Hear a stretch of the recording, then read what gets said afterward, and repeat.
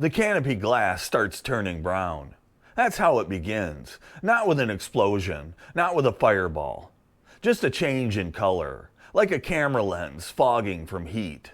In the rear cockpit of the F-4 Phantom, Roger Locker watches the transparency start to bubble and says, "I'm getting pretty hot back here. I think I may have to get out." The man in the front seat doesn't hesitate. "Why don't you then?" Not a question. Locker reaches between his legs for the ejection handle. The aircraft is on fire, 40 miles from Hanoi, rolling inverted and falling. He pulls. He's gone. Bob Lodge stays. And here's the thing. That choice wasn't made in that moment. Lodge had been carrying it for months. He told his squadron mates. He'd told his family back in the States. He'd explained it plainly, without drama, the way an engineer explains a calculation. If he was ever shot down deep in North Vietnam, somewhere a rescue couldn't reach, he wouldn't eject. Not because he didn't know how, because he knew too much to be taken alive. The people who heard him believed him. Some of them tried not to think about it. Some of them thought about it every time he walked to the flight line. On May 10, 1972, they found out he meant it. Bob Lodge grew up in East Rockaway, New York, a small town on the south shore of Long Island, in the late 1940s and early 1950s. He was the kind of kid who didn't just want to be good at things, he wanted to understand them, all the way down. National Honor Society, Civil Air Patrol, Boy Scouts, 4-H. He had energy and direction from an early age, and by the time he graduated high school, he already knew what he was going to do with his life. When he got to MIT in 1959, he signed up for Air Force ROTC his first year. He wanted to fly, and he wanted the engineering knowledge to understand flying at a level most pilots never reached. He moved on to the Air Force Academy and graduated with the class of 1964. Then earned a master's degree in astronautics from Purdue in 1965. He wasn't collecting credentials, he was building a foundation. He flew his first combat tour in Vietnam in F-105 Thunder Chiefs, big jets built for high-speed strike missions, not dogfighting. Lodge was paying attention. He came back from that tour with the hard-won understanding that the air war over North Vietnam was a different problem from what the Air Force had trained for. By the time he was assigned to his second tour, he was a known quantity. He'd been promoted to major 3 years ahead of schedule. He was going back to Southeast Asia, this time to a base in northern Thailand called Udorn, flying the F-4 Phantom and working as weapons officer of the 555th Tactical Fighter Squadron. His job wasn't just to fly, it was to figure out how the squadron was going to win. He was 30 years old. By late 1971, the United States Air Force had been fighting in Vietnam for years, and it was losing the air-to-air fight at a rate that no one wanted to talk about publicly. The problem wasn't pilot courage or aircraft quality in the gross sense. The F-4 Phantom was a capable machine. The problem was that the North Vietnamese had built an air defense system that used geography, ground radar, and MiGs as a coordinated weapon. Their MiG-17s, 19s, and 21s were smaller and lighter than the Phantom. In a tight turning fight, they could outmaneuver the F-4. And the U.S. Air Force, unlike the Navy, hadn't trained its pilots to account for that. The Navy had Top Gun, a school built specifically to teach dissimilar air combat, to put pilots up against aircraft that moved differently and could get inside your turning radius if you flew the textbook. Navy crews were learning those lessons on the ground before they had to learn them over Hanoi. The Air Force was still practicing F-4 versus F-4. You never had to outfly your adversary, just outshoot the other guy flying the same jet. When the real fight came, Air Force pilots were arriving in North Vietnamese airspace without the instincts they needed. Lodge saw this clearly when he arrived at Udorn. December 1971 had been brutal for the 432nd Tactical Reconnaissance Wing. 4 F-4s lost in a month. 2 shot down by MiGs, 2 that ran out of fuel chasing MiGs. The war was resuming in the north, and the squadron wasn't ready for what it was about to face. Lodge's job was to change that before it was too late. He started from the beginning. Lodge threw himself into the weapons officer role completely. He drilled flight crews. He studied North Vietnamese tactics, the terrain, the patterns of MiG intercepts. He worked closely with Red Crown, U.S. Navy radar controllers on the cruiser USS Chicago in the Gulf of Tonkin, and with DISCO, the EC-121 radar aircraft orbiting over Laos that fed real-time air picture data to crews going north. He was always at the planning board, always a step ahead of the next mission. Then, in early 1972, he got access to something that changed the game.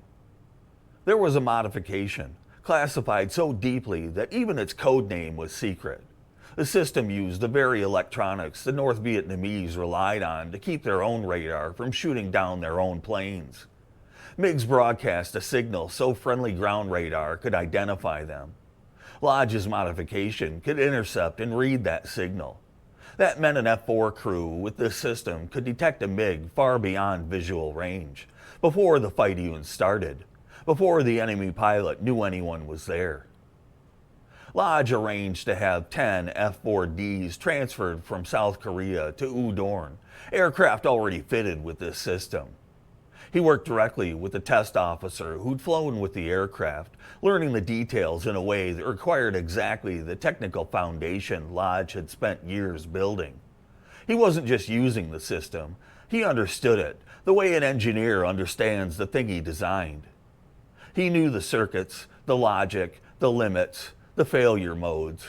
Nobody else flying combat missions into North Vietnam had that depth of knowledge. And he understood what that meant.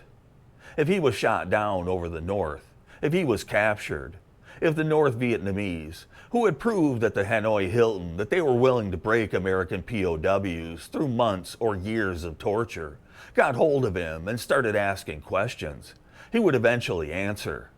He had no illusion about his own resistance. Nobody should have that illusion. The human body can only take so much. And when the information came out, it wouldn't just embarrass the Air Force.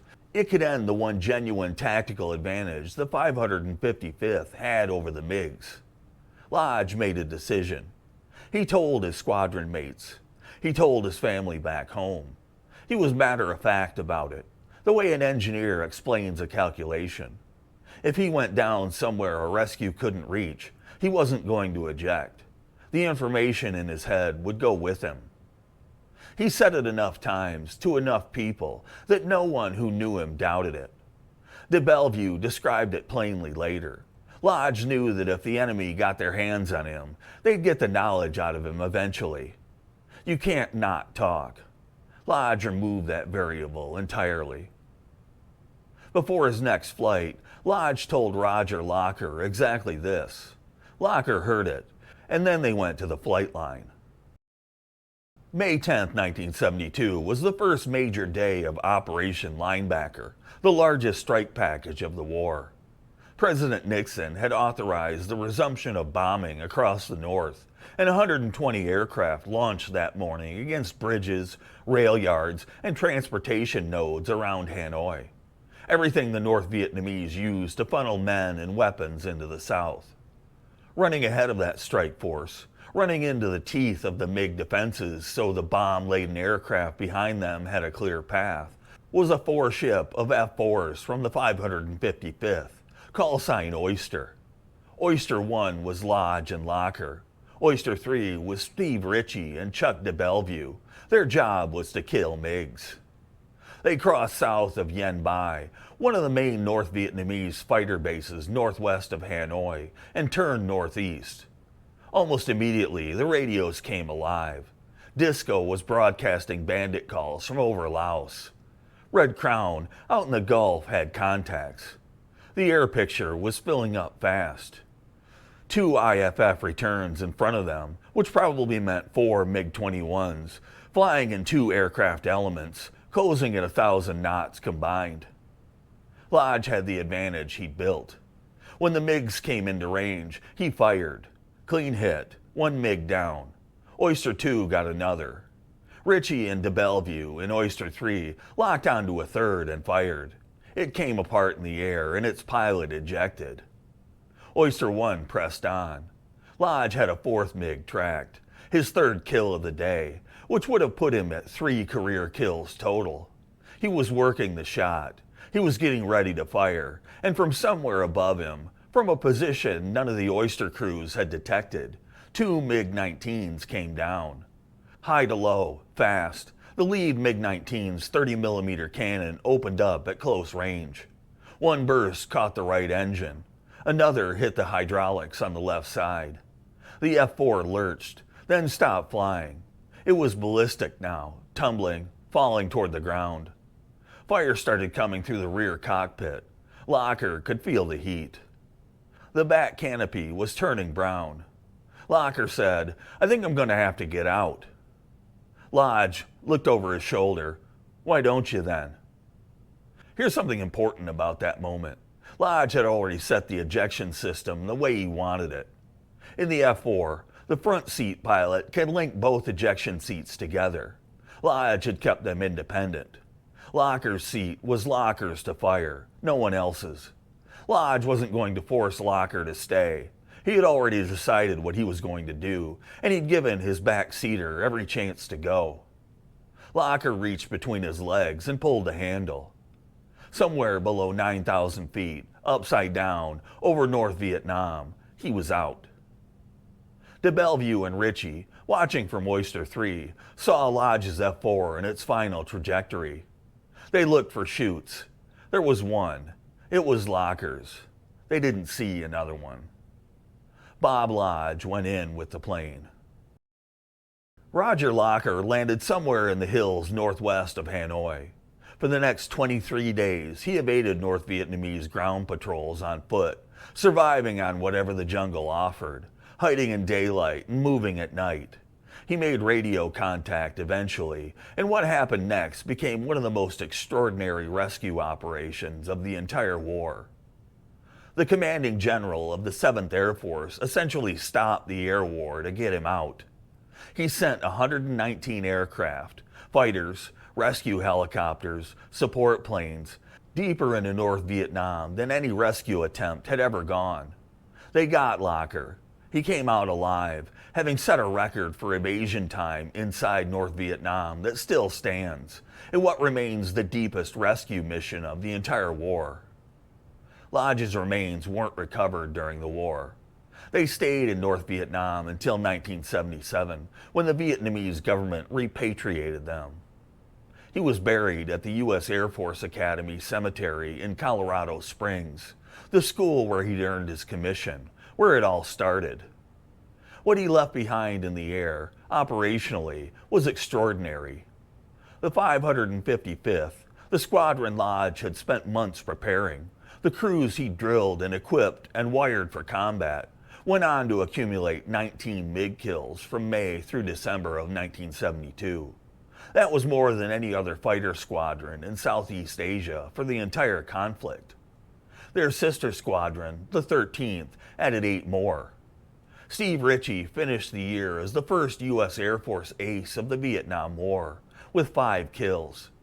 Chuck de Bellevue finished with 6, more than any other American pilot in the war. They both flew an Oyster flight on the day Lodge died. De Bellevue said it plainly. None of those kills happened without Lodge's preparation. The equipment Lodge brought to the squadron, the tactics he built, the training he forced on crews who hadn't been flying dissimilar air combat, all of it was Lodge's work. The aces came later. The foundation came first. Lodge's own confirmed kill count was 3 MiGs. He needed 5 to be an ace. He was within reach of it when the MiG-19s hit him. He never got there. But consider his awards for a moment, because this is something that deserves more than a passing mention. 5 Silver Stars. Lodge holds the record for any member of the U.S. Air Force, and the Army Air Forces before it, in the history of either service. Nobody has been awarded the Silver Star more times. 5 of them. across 2 combat tours, for valor and sacrifice that kept escalating right up to the moment he went in with his plane.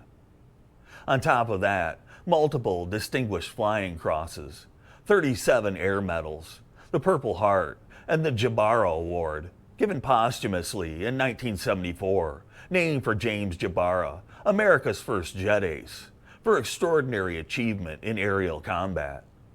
He was 30 years old when he died.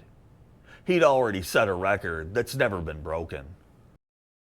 Chuck de Bellevue is 80 years old. He was a 26-year-old captain in Oyster 3 on May 10, 1972, watching Lodge's F-4 hit the ground.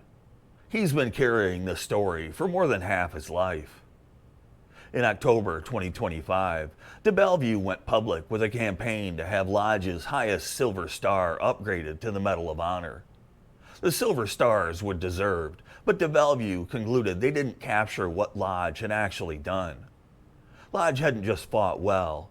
He'd made a conscious, premeditated, fully understood decision to trade his life for information that would save other American pilots. That kind of sacrifice, de Bellevue believed, was exactly what the Medal of Honor was created to recognize. He did a great job of getting us ready, de Bellevue said, and a great job of keeping the secrets by staying in the jet. The procedural obstacle was real. The Medal of Honor normally has to be awarded within 5 years of the action it recognizes. Lodge died in 1972, but Congress had been increasingly willing to waive that requirement through legislation. In the fiscal year 2026 National Defense Authorization Act, Congress cleared the way for retired Navy Captain E. Royce Williams to receive the Medal of Honor for a Korean War air battle from 1952. In March 2026, President Trump signed 3 bills awarding the Medal of Honor to veterans from Vietnam and Afghanistan whose recognition had been delayed for decades. The path exists, and it's been walked recently. On June 2, 2026, 54 years and 23 days after Lodge died, Representative August Pfluger of Texas announced he was introducing legislation to award Bob Lodge the Medal of Honor posthumously.